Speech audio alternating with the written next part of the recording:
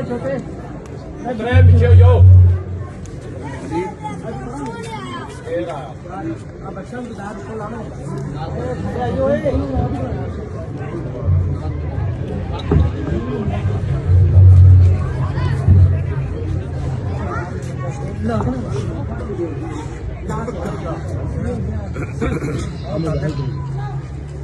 और दादे को चल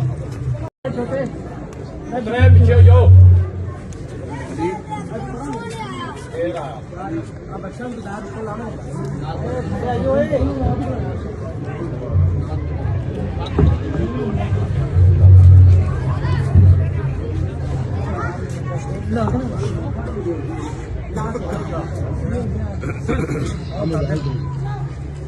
और दादे को चल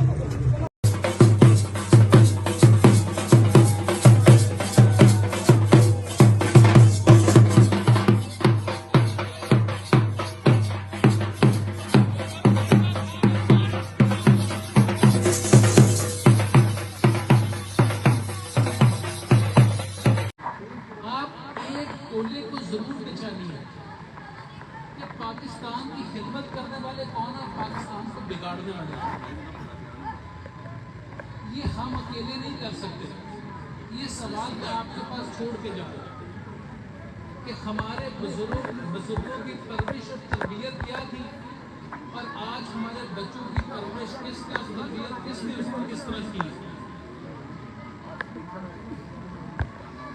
तो मैं आपका शुक्रिया अदा करता हूँ जनाब जवेद कसूरिया साहब का, उनके बरादरान का, उनके पूरे खानदान का, दोस्तों का, हाजी हैदर साहब का, तमाम